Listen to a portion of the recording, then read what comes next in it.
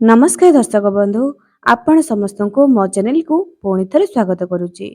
दर्शक बंधु कुकुर एमिति एक प्राणी जहाँकि आम जीवन रे आसुथिबा शुभ अशुभ भल खराब एई सबु पूर्वरु आमको किछि संकेत देइथाए। कुहा जाए भगवान आमको पाखरे स्वयं आसिकी पहुँची नथांती। जेतेबेले मनिषर भल किंबा खराब समय आसी थाए सेही समय रे आमको किछि संकेत प्रकृति माध्यम रे प्रकृति रे जेउ जीव जंतु कीट पतंग अछंती सेमानक माध्यम रे किछि संकेत आमको मिली थाए।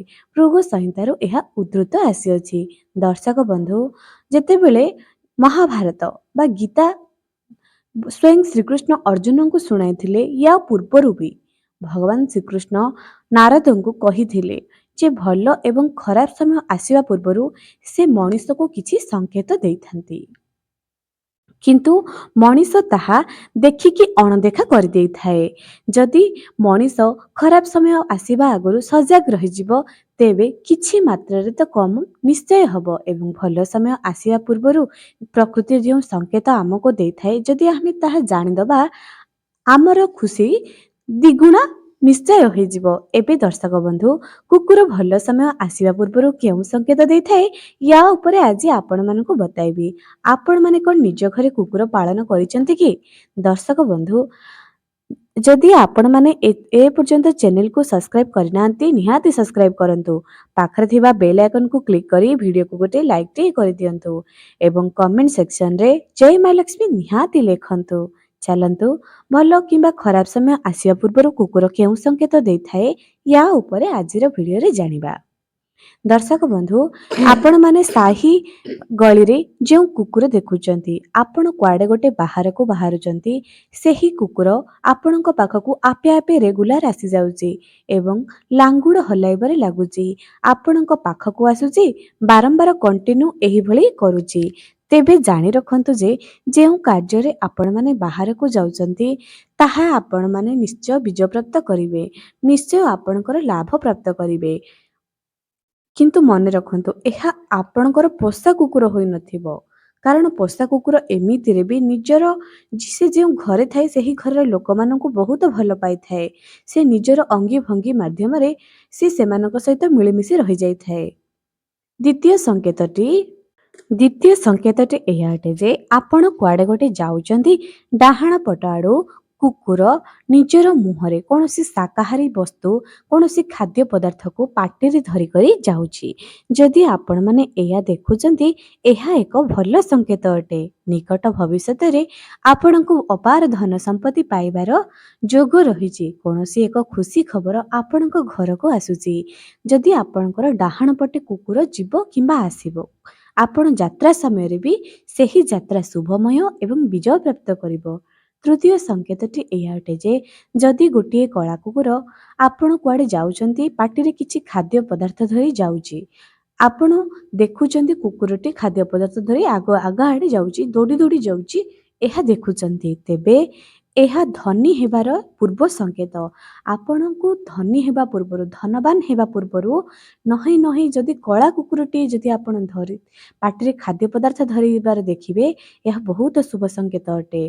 काल भैरव भैरव बाबांकर कुकुर हेउची जेमिति कि भगवान महादेवंकर वाहन हेउची नंदी महाराज वृषभ सेहीपरी एही कुकुर शनि राहु केतु पीड़ारू आमको मुक्त देई थाए। एही कुकुर को खाद्य देवा द्वारा बा आम घरु नकारात्मक ऊर्जा समाप्त होई थाए। शनि राहु केतु पीड़ा जदि आपण माने पीड़ित अछंती प्रतिदिन रात्रि समय रे कुकुर को खाइबा पई दियंतु।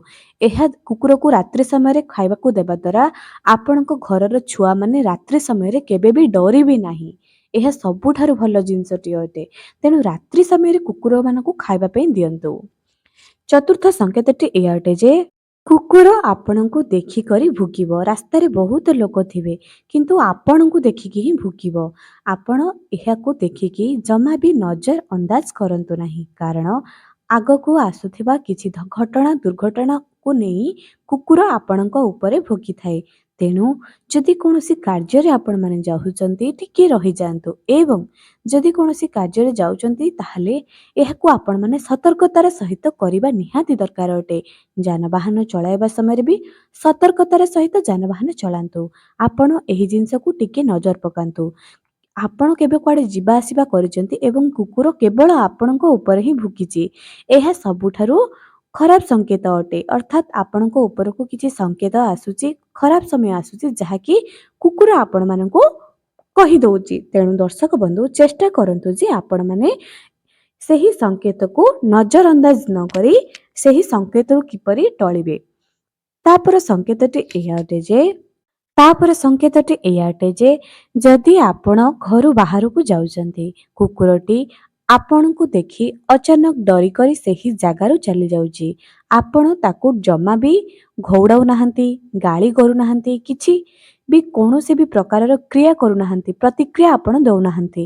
ତାପରେ ବି କୁକୁରଟି ଯଦି ଆପଣଙ୍କୁ ଦେଖିକରି ଡରିକି ସେଠୁ ଚାଲିଯାଉଛି, ଏମିତି ବାରମ୍ବାର କରୁଛି କିମ୍ବା ଆପଣଙ୍କୁ ଦେଖିକରି ଭୁକୁଛି, ତେବେ ଜାଣନ୍ତୁ ଆପଣଙ୍କ ସାଙ୍ଗରେ କେହି ବି ଯାଦୁ ଟୋନା କରିଛି। ଅର୍ଥାତ୍ କୌଣସି ଗୁଣିଗାରେଡ଼ିର ବି ସଂକେତ ଥାଇପାରେ, ଯାହାକି ଆପଣଙ୍କ ପାଖକୁ କିମ୍ବା ଆପଣଙ୍କ ଆଖପାଖରେ କୌଣସି ବୁରି ନଜର ଅଛି, କେହି ଜଣେ ଖରାପ ନଜର ରଖିଛି, କେହି ଗୋଟେ ନକାରାତ୍ମକ ଶକ୍ତି ଆପଣଙ୍କ ସାଙ୍ଗରେ ପ୍ରତ୍ୟେକ ଦିନ ରହୁଛି। ସେଥିପାଇଁ କୁକୁର ଆପଣଙ୍କୁ ଦେଖି ଚାଲିଯାଉଛି। କୁକୁର ପାଖରେ ଏମିତି ଏକ ବିଶେଷ ଇନ୍ଦ୍ରିୟ ଅଛି ଯାହାଦ୍ୱାରା କି ସେ ଗୋଟିଏ ଲୋକ ପାଖରେ ବା ଆଖପାଖରେ କେଉଁ ଖରାପ ଶକ୍ତି ଅଛି ସେ ଜାଣି ଦେଇଥାଏ। ସେଥିପାଇଁ ତୁରନ୍ତ ସେ ପ୍ରତିକ୍ରିୟା କରିବା ଆରମ୍ଭ କରିଦେଇଥାଏ। ତାପରେ ସଂକେତଟି ଏଇଆ ଅଟେ ଯେ ଯଦି ରାତ୍ରି ସମୟରେ କୁକୁର ଭୁକିବା। ଦର୍ଶକ ବନ୍ଧୁ ଏମିତିରେ କୁକୁର ଭୁକିବାର ଅର୍ଥ ଚୋର ହୁଏତ ଆସିପାରେ, ଆମେମାନେ ଏହା ଧାରଣା ରଖିଥାଉ। ଦର୍ଶକ ବନ୍ଧୁ ମନେ ରଖନ୍ତୁ, ଯଦି ଗୋଟିଏ କୁକୁର ଭୁକୁଛି ଏବଂ ଭୁକିବା, ଆମେ ଯେପରି ଖାଦ୍ୟ ମାଗିବା, ଭୋକ ଲାଗିବା, ଏସବୁର ଗୋଟେ ଅଲଗା ଅଲଗା ମହତ୍ଵ ଅଛି, ଅଲଗା ଅଲଗା କ୍ରିୟା ପ୍ରତିକ୍ରିୟା ଅଛି, ସେହିପରି କୁକୁରର ବି ଭୁକିବାର ଗୋଟେ ଅଲଗା ପ୍ରକାରର ଶୈଳୀ ଅଛି। ଯେ କାନ୍ଦିଲେ କେମିତି ଭୁକିବ, କାହାକୁ ଦେଖିଲେ କେମିତି ଭୁକିବ, ଆଗକୁ ଖରାପ ସମୟ ଆସିଲେ କେମିତି ଭୁକିବ, ଏସବୁ ଗୋଟେ ଅଲଗା ଅଲଗା ପ୍ରକାରର ସଂକେତ ଅଛି।